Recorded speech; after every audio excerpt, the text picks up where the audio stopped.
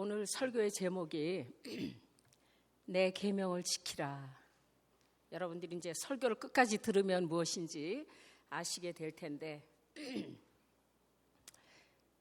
내 계명을 지키라고 하셨으니까 우리 설교 전에 우리 앞뒤 좌우 옆에 계신 분들하고 이렇게 좀 인사를 했으면 좋겠어요. 사랑합니다. 사랑합니다. 옆에 앉아 계신 분들만 그러지 말고 사랑합니다. 네. 여러분들이 조금 생소하게 들으실 수도 있는 기도의 제목이지만 오늘 요한복음 15장 12절에 분명히 내 계명을 하고 나옵니다. 내 계명을 지켜라. 오늘 본문을 이해하기 위해서 이 본문이 어떤 배경에서 쓰여지는지를 조금 알면 설교를 들으실 때 좀 이해가 갈 것 같아요. 본문을 다 읽을 수는 없고 그 뒷부분만 오늘 읽었습니다. 여러분들이 잘 아는 최후의 만찬 있죠. 예수님께서 이제 십자가를 지시기 전날 밤 최후의 만찬석에서 어떤 일이 있었냐 하면 예수님께서 제자들의 발을 씻기는 사건이 있었습니다. 발을 씻기시고 앉으셔서 뭐라 그러셨냐 하면 내 계명을 지키라 그랬어요. 새 계명. 그때는 새 계명. 13장에 보면 새 계명을 지키라. 내가 너희를 사랑한 것 같이 너희도 서로 사랑하라. 새 계명을 주셨어요. 그런데 그때고 분위기가 어땠냐 하면 예수님 우리는 지금 성경을 처음서부터 끝까지 보니까 그런 분위기였나? 이렇게 상상할 수 있지만 그때는 예수님을 따라다니는 것이 굉장히 힘들 때였어요. 그죠?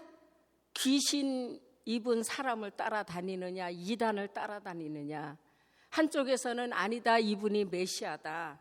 병 고치는 역사가 막 일어나죠. 우리 지금도 그렇잖아요. 지금도 어느 집회에서 막 이런 역사가 일어나면 믿기도 하지만 저 사람이 혹시? 그러죠. 그런데 예수님께서 그 돌아가시기 전 얼마 되지 않은 때에 주로 무슨 말씀을 하셨냐 하면 너희 중 하나가 그 만찬석에서도 그러셨어요. 너희 중 하나가 나를 팔 것이다. 또 내가 가는 곳에 너희는 올 수가 없다. 그 길을 알 수가 없다 너희들이. 또 내가 이 일을 지금 이야기하는 것은 이 일이 일어난 후에 이 일이 뭐예요? 예수님이 십자가 사건을 이야기하는 거야. 이 일이 일어난 후에 너희에게 믿음이 있도록 돕기 위해서 내가 이 말을 너희에게 미리 한다 그랬어요. 그러니까 제자들은 상상이 안 되는 거예요.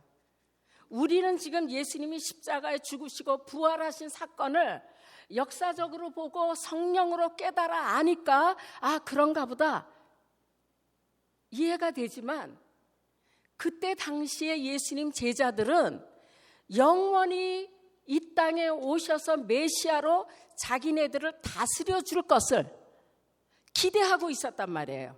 그런데 갑자기 내가 간다. 내가 가는 길은 너희들 모를 거다. 내가 잠시 동안만 너희하고 있을 거다. 이런 이야기를 계속 반복해서 하게 되니까 제자들은 굉장히 불안했어요. 도대체 이게 뭔가 메시아를 알고 여지껏 따라다녔는데 이제 와서 간다. 이게 뭔가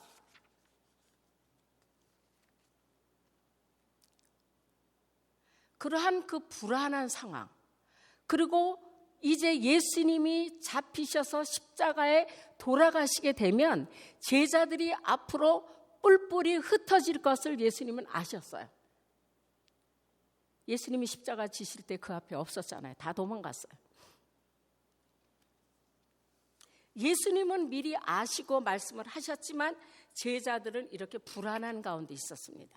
그래서 13장이 끝나고 14장이 시작될 때 뭐라 그랬어요?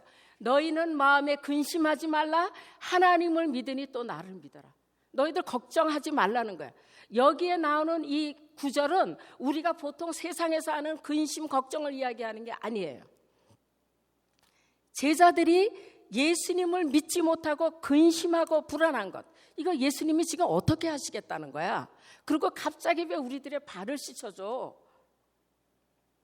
이런 상황에서 하나님을 믿으니 또 나를 믿어라 이렇게 말씀을 하시게 되니까 제자들은 불안하기 짝이 없는 거예요. 근심이 되었다 그랬어요. 그래서 14장, 15장, 16장이 이제 최후의 만찬 후에 주셨던 하나님의 설교예요. 예수님의 설교예요. 다락방 강해라 그래요. 다락방에서 누구에게? 11 제자에게. 가룟 유다가 나간 다음 11 제자에게 준 거예요.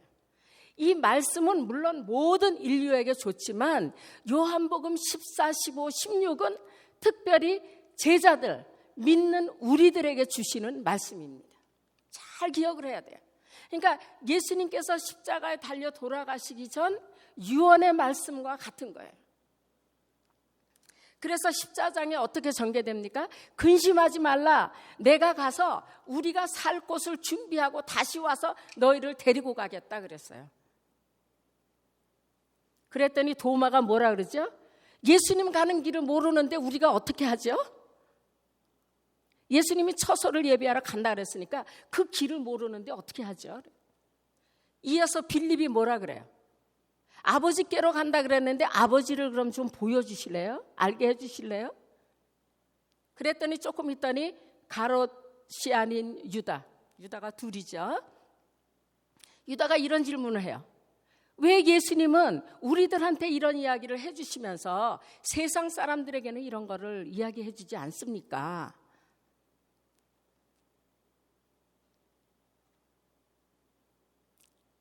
지금 제자들은 불안하고 근심 속에서 예수님이 하시는 말씀을 깨닫지 못하고 이러한 질문들을 하게 된 거예요.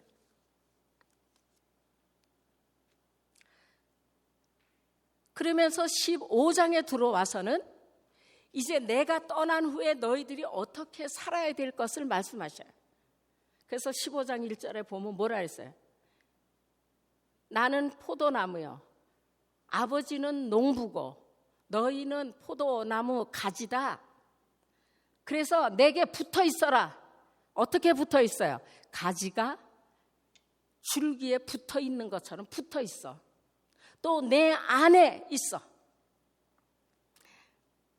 내 말씀을 붙들고 있어. 이런 소리를 계속 하셔요. 그리고 뭐라 그랬어요? 열매를 맺는 삶을 살라 그랬어요. 너희가 가지니까 이제 그 가지가 포도 열매를 맺어야 되잖아요. 열매 맺는 삶을 살라고 하십니다. 그것이 하나님께 영광이 될 뿐만이 아니라 너희들이 정말 제자로서 인정을 받을 수 있는 일. 열매를 맺어야지만. 그리고 뭐라 그럽니까?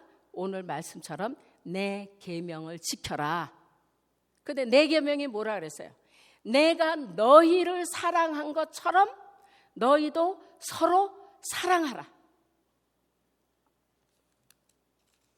우리 이 구절은 너무 중요하기 때문에 한번 다 같이 따라 하십시다. 내 계명은 곧 내가 너희를 사랑한 것 같이 너희도 서로 사랑하라. 우리가 9절 10절을 읽지 않았지만 15장 9절 10절에 보면 무슨 말이 나오냐면 아버지께서 나를 사랑하신 것처럼 내가 너희를 사랑했다 그랬어요. 또 10절에 뭐라 그랬어요? 내가 아버지의 계명을 지켰다. 그러면 지금 12절에서 예수님이 내 계명 그랬는데 그럼 그 전에 말씀하신 아버지의 계명은 뭐예요? 그러면 아버지의 계명과 예수님의 계명이 다릅니까? 아버지의 계명은 마태복음 22장에 이렇게 나와 있어요. 내 마음을 다하고 목숨을 다하고 뜻을 다하여 주 너희 하나님을 사랑하라 하셨으니 이것이 크고 첫째 되는 계명이요. 둘째는 이와 같으니 내 이웃을 내 몸같이 내 자신같이 사랑하라 하셨으니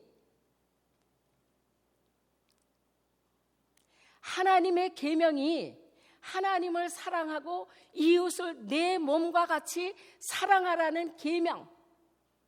그런데 오늘 본문은 아버지의 계명과 내 계명을 분리시키고 있다는 거예요. 그리고 내 계명에는 뭐가 없어요? 하나님 사랑이 없어요. 서로 사랑하라예요. 분명히 이 아버지의 계명은 구약 시대부터 내려왔어요. 그럼 예수님 시대 와서 변한 겁니까? 진리는 변하면 안 돼요. 진리가 변하지 않아야 진짜예요. 그럼 구약 시대에는 내 이웃을 내 몸과 같이 사랑하라고 했는데 어떻게 와서 지금 와서는 내가 너희를 사랑한 것 같이 사랑하라고 단 한 가지의 계명을 말씀하셨느냐는 것이에요.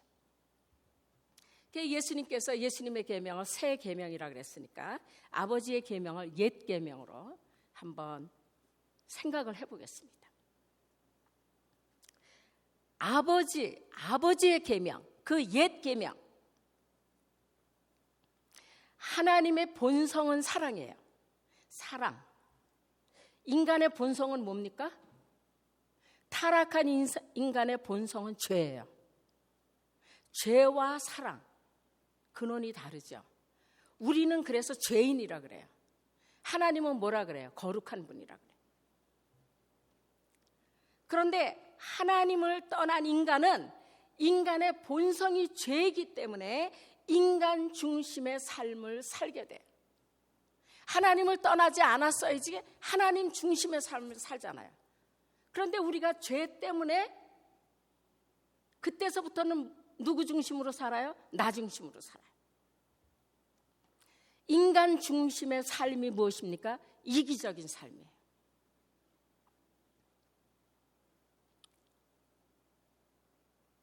자기의 욕심을 채우기 위해서, 이게 채워지지 않으면 원망하고 미움이 생깁니다. 탐심과 비판과 욕심과 명예와 쾌락과 갖가지의 이기심들이 발동을 하게 돼 있어요. 탐심이 뭐예요? 탐심은 대체로 심리학적으로 의욕이 많은 사람들에게 있는 현상이랍니다. 그 의욕이 넘쳐나는 거예요. 이것도 하고 싶고 저것도 하고 싶고. 그래서 끝없이 일어나는 인간의 욕망을 채우기 위해서 인생을 헛되게 사는 거예요. 헛된 것을 따라가야 되니까. 비판이라는 것은 나 중심의 생각으로 남을 평가하게 돼요. 그러니까 상대를 인정할 수 없게 됩니다. 욕심은 뭐죠? 필요 이상의 모든 것을 탐하게 되니까 남을 어떻게 돼요? 손해를 끼치는 일을. 명예를 추구하는 사람은 뭐예요? 기대 이상의 나를 인정받게 하기 위해서 수단 방법을 가리지 않고 남을 밟아버립니다. 남을 밟지 않으면 명예가 얻어지지 않기 때문에 그렇습니다. 쾌락이라는 것은 무엇이요? 쾌락은 우리 자신들을 방종하게 만들어서 자신을 조정하지 못하고 세상에 빠져서 방탕한 삶을 살아갑니다.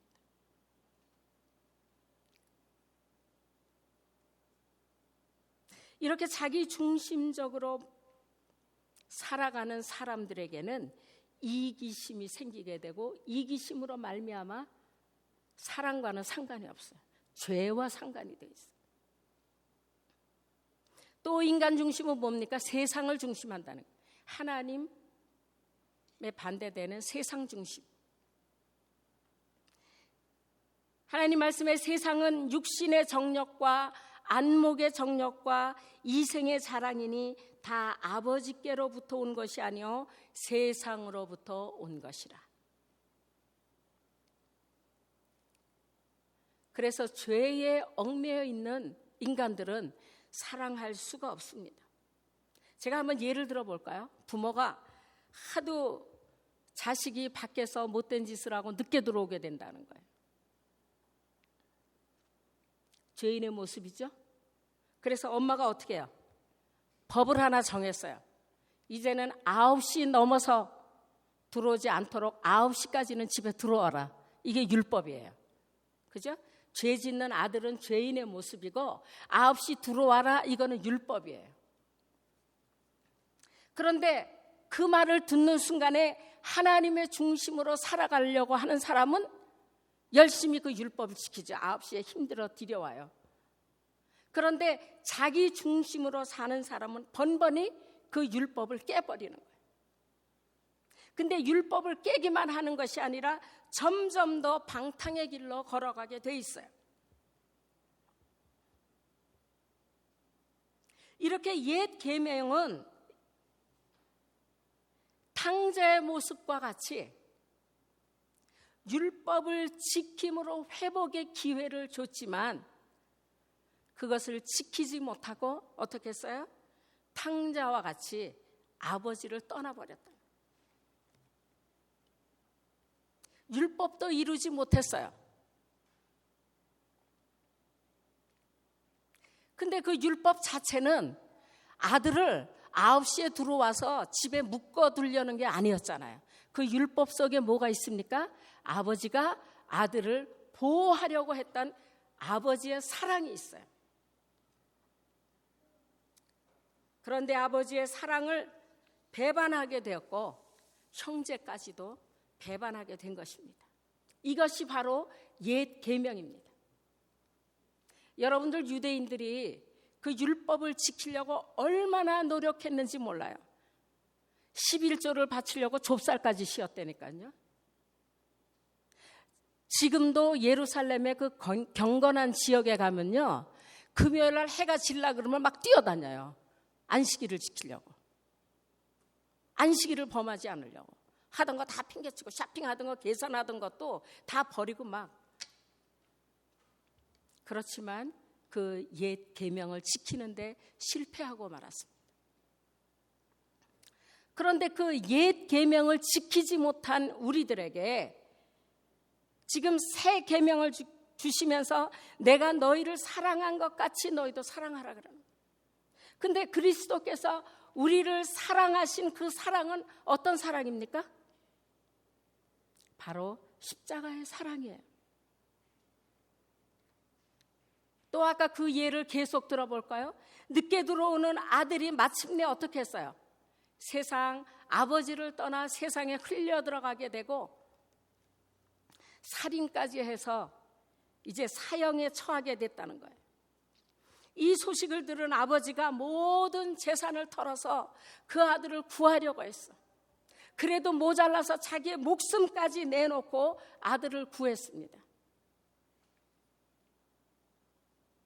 아들은 아버지의 목숨 때문에 사형을 면하게 되었어요. 자기를 희생한, 자기의 삶을 희생하고 자기의 생명까지 희생해서 그 십자가에서 그리스도의 사랑, 얼마나 우리를 아들을 사랑했는지 실천, 몸으로 우리에게 보여주신 사건이라는 거예요. 하나님의 사랑, 아가페의 사랑이 실천되어졌어요. 실행되어졌어요.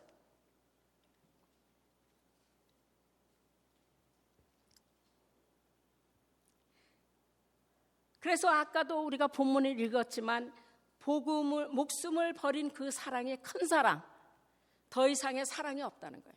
목숨을 다 줬는데 무슨 더 이상의 사랑이 있어요?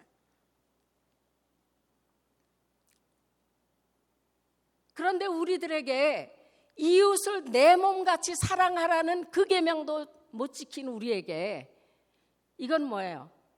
너의 목숨을 버리면서까지 사랑하라고. 가능합니까? 우리는 어차피 스스로 그 아가페의 사랑, 옛 계명도 지킬 수 없는 그러한 사랑에 실패한 자들입니다. 그런데 왜 이 사랑을 우리에게 지금 명령하고 있는 거예요? 해도 되고 안 해도 되는 게 아니에요. 서로 사랑하라. 그래서 오늘 읽은 뒷부분에 가면 뭐가 나오는지 아십니까? 성령을 우리에게 보내주시겠다고. 그러니까 너희의 힘으로는 옛 계명도 못 지켰으니까 이제 내 계명을 지킬 수는 없다는 거죠. 그러니까 내가 성령을 보내줄 터이니 그 성령님을 따라서 행하는 그것이 바로 내 계명을 지킬 수 있는 루트가 된다는 거예요. 내 속에 계신 성령께서 우리가 서로 사랑할 수 있는 희생적인 사랑을 할 수 있도록 도와주신다는 거예요. 사랑은 성령의 열매입니다. 성령이 누구십니까? 하나님의 영이고 그리스도의 영이에요. 사랑은 우리가 맺을 수 있는 그러한 열매가 아니에요.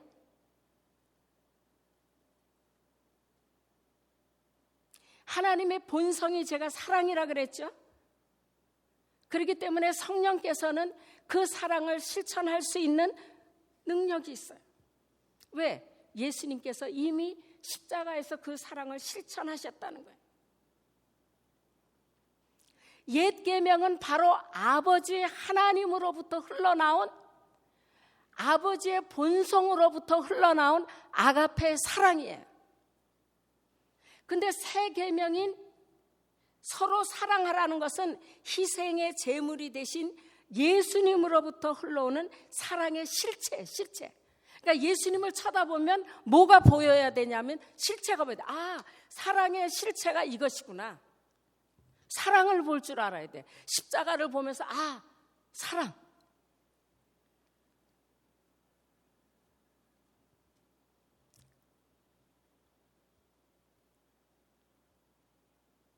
그러면서 사랑의 대상을 정해주셨죠. 옛 계명에서는 이웃을 내 몸같이 사랑하라. 이웃을 내 몸같이. 그러니까 내가 2개 먹으면 나도 저 사람 2개 주면 돼요. 그죠? 내 몸만큼만 사랑하면 돼요. 근데 새 계명은 뭐예요? 서로 사랑하라. 서로가 누굽니까? 서로. 지금 아까 서두에서 제가 말씀드린 것처럼 11 제자들, 성도들에게 이야기한다고 했어요. 그럼 서로 사랑하라는 것은 저 밖에 나가서 이방인들 예수 안 믿는 사람을 사랑하라는 게 아니에요.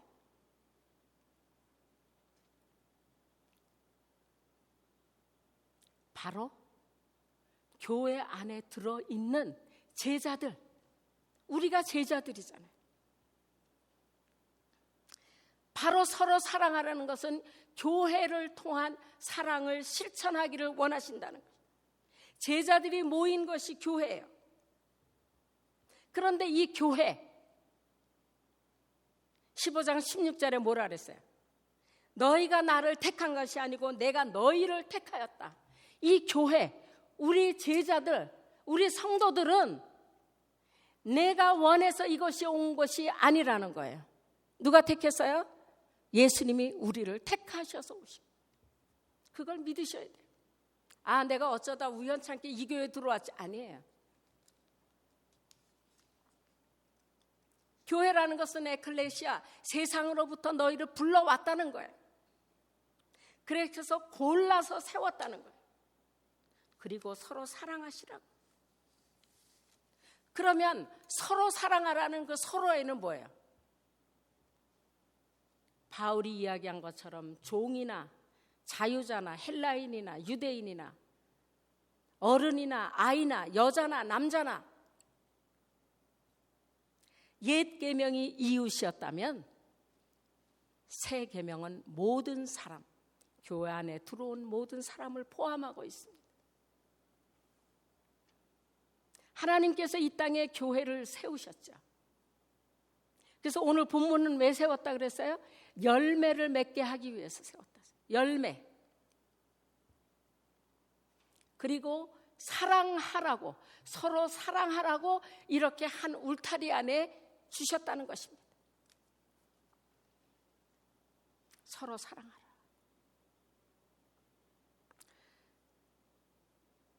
그런데 우리가 살다 보니까요, 제일 가까이 있는 사람 사랑하기가 사실 제일 힘들어요. 너무 빤히 잘하니까. 큰 교회보다 이 작은 교회에 있는 사람들이 사랑하기가 사실은 더 힘들어요. 교인이 적으니까 막 사랑할 것 같죠. 근데 너무 뻔히 다 알아요. 사실 선교지 가서 사랑한다는 건 쉽습니다. 우리 원주민 올라가신 분들은 아시겠지만 그 애들이 얼마나 힘들게 하는지 몰라요. 그래도 견디고 와요. 왜? 이틀만 있으면 내려오니까. 이틀만 꼭 참고 사랑하는 거예요.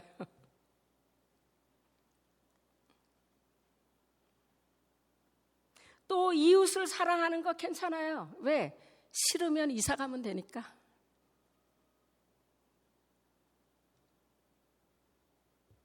교회 성도들은 어떻습니까? 교회 안에 모두 사랑스러운 사람만 있는 것이 아니에요. 만나기 싫은 사람도 있어요. 성격이 맞지 않는 사람도 있어요. 그냥 싫은 사람도 있어요. 때로는. 교회 일을 하다 보면 부딪히는 사람도 있습니다. 이렇게 불행한 인간 관계로 인해서 교회 안이 어떤 때는 오기 싫을 때도 있어요. 실제로. 각양의 성도들이 모인 교회는 힘들지만 평생을 섬겨야 하기 때문에 서로 사랑하는데 힘듭니다. 그러나 함께 사랑하면서 가야 하는 곳이 교회라는 것입니다. 근데 우리만 그렇습니까? 예수님의 제자들도 그랬어요. 예수님과 함께 길거리 가면서도 싸웠어요. 내가 크냐 네가 크냐. 내가 우의정할까 네가 우의정할까. 그런 제자들을 놓고 지금 예수님께서 뭐라 그러십니까? 서로 사랑하라는 것입니다. 이 사랑은 우리의 죄성으로는 절대 할 수 없습니다. 주님은 이미 아셨어요.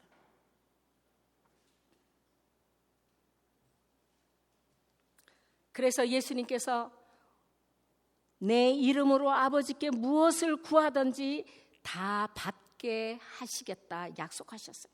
무엇을 구하시겠습니까? 서로 사랑하라는데 우리가 무엇을 구해야 되겠냐? 사랑이 성령의 열매라 그랬죠. 성령 없이는 우리가 이 사랑을 할 수 없다 그랬어요. 그래서 여러분들이 뉴 테스트먼트 신약을 계속 보면요, 구하라 구하라 구하라. 결국은 뭐예요? 성령을 구하라는 거예요. 성령님을 구하라.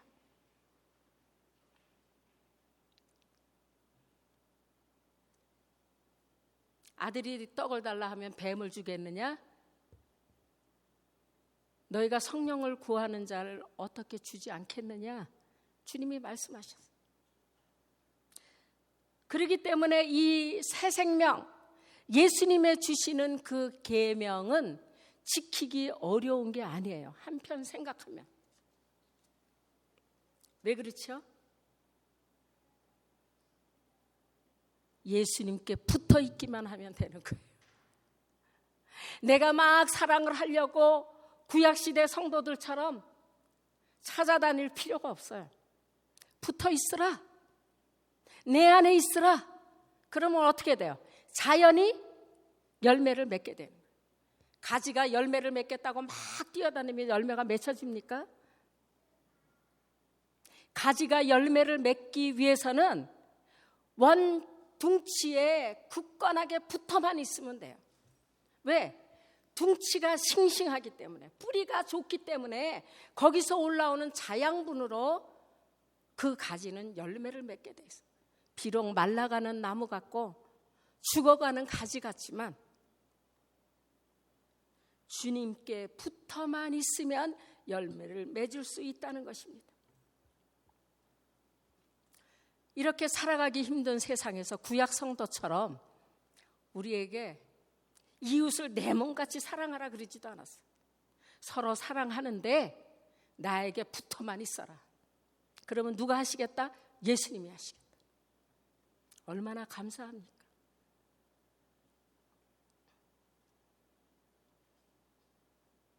그래서 예수님께서 이렇게 말씀하셔요. 내가 이것을 너희에게 말함은 내 기쁨이 너희 안에 있어 너희 기쁨을 충만하게 하려 함이라. 이걸 우리가 우리 발로 뛰어다니면서 하라 그러면은 기쁨이 있을 수가 없죠. 그러나 예수님께서 이미 이루어 놓으신 그 십자가의 사랑을 우리가 그대로 공급받음으로 말미암아 우리는 거저 열매를 맺게 돼 있어요. 우리가 할 것은 무엇입니까? 이미 예수님께서 나를 용서해 주셨어요. 그러니까 내가 형제를 향해서 어떻게 하면 돼요? 그냥 용서하면 돼요. 안 받아주죠? 기다리세요. 고린도전서 13장에 보세요. 사랑은 오래 참고 쭉 나오죠.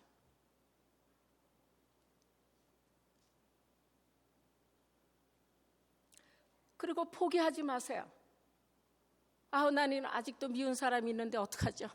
포기하지 마세요. 예수님이 나를 포기하지 않았는데 왜 우리가 상대방을 포기합니까? 또 다가가세요. 비판하지 말고 상대를 있는 그대로 인정하면 돼요. 나하고 다르구나. 다른 거지 그 사람이 나쁜 게 아니잖아요. 나는 좋은 거고 저 사람은 나쁘다고 생각을 하니까 싸움이 나요. 있는 상대, 있는 성도, 있는 제자를 그대로 용납하는 거예요. 여러 제자의 성격이 다 달랐습니다. 속색이는 제자들도 있었을 거고 의심하는 제자도 있었을 거고, 그러나 예수님은 어떻게 했어요? 기다리며 그들 한 사람 한 사람을 인정해 주었어요. 우리가 그런 삶을 살 때 성령의 만지심을 느끼게 돼요. 성령이 우리를 인도하심을 알게 돼요. 그렇게 참고 주님의 사랑 안에서 있다 보면 그 참았던 나의 성품이 누구를 닮아가요? 예수님을 닮아가요. 왜? 예수님 줄기에 붙어 있었기 때문에. 또 옆에 붙어있던 다른 가지가 누구를 닮아갑니까? 예수님을 닮아가게 돼요.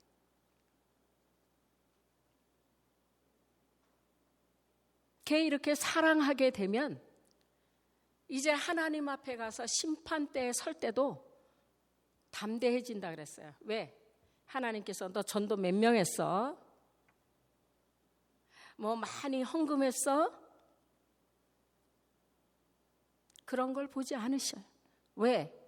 예수님의 계명이 서로 사랑하라. 내가 얼마나 사랑했느냐 그것을 물으신다는 거예요. 여러분들이 시간이 되시면 요한 1서를 좀 읽어보세요. 같은 요한복음 저자가 지었기 때문에 금방 이해가 됩니다. 이처럼 내 계명을 지키라고 하신 예수님, 그것은 우리에게 짐을 주는 것이 아니고 멍해가 아니에요. 구약시대 성도처럼 무겁게 느끼는 것이 아니에요. 너무 가볍습니다. 왜? 예수님이 다 지셨기 때문에. 죄 용서 받았지요. 옆에 붙어만 있으라 그러죠. 얼마나 감사하고 행복한 그리스도인입니까? 벌써 기쁨이 넘치지 않으셔요? 무거웠던 짐들이 다 벗어진 것 같지 않아요? 내가 막 찾아가면서 하지 않아도 되는데. 그래서 오늘 예수님께서 우리의 연약함을 아시고 오늘 주님께서 내가 너희를 사랑한 것 같이 너희도 서로 사랑하라. 올해 우리 교회 목표가 무엇입니까? 주님의 몸된 교회, 건물을 사랑하는 겁니까? 교회를 사랑하니까 그냥 두리뭉실 합해서 그냥 사랑한다고 하면 됩니까?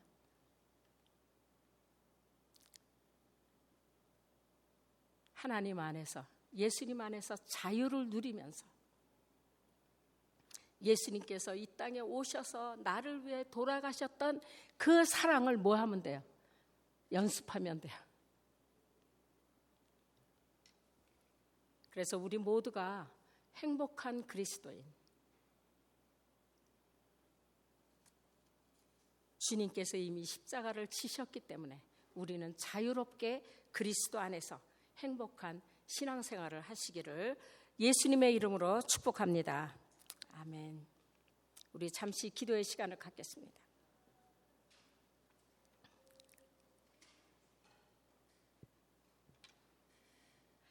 Jesus said, new commandment, love one another.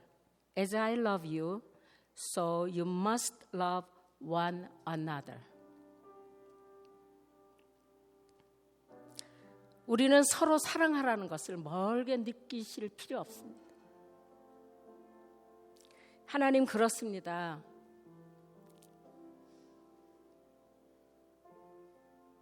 하나님의 교회에 우리를 발을 들여놓게 하셨사오니 하나님 사랑하며 우리의 인생의 길을 걸어가기를 원합니다. 그 사랑은 내가 하는 것이 아니에요. 우리가 주님 앞에 붙어 있기만 하면 돼요. 여러분 스스로 내 자신을 불쌍하게 여기지 마세요. 내가 그리스도 안에 있다면 그것은 주님이 하십니다. 무거운 짐이 아니에요. 예수 믿는 것을 너무 힘들어하지 마세요. 우리 다 같이 그렇습니다. 예수님 자유함으로 예수님을 섬기겠습니다. 도와주세요. 성령님 내 마음에 오셔서 나를 인도해 주세요.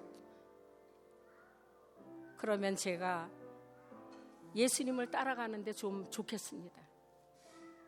기도하십시다. 하나님 감사합니다.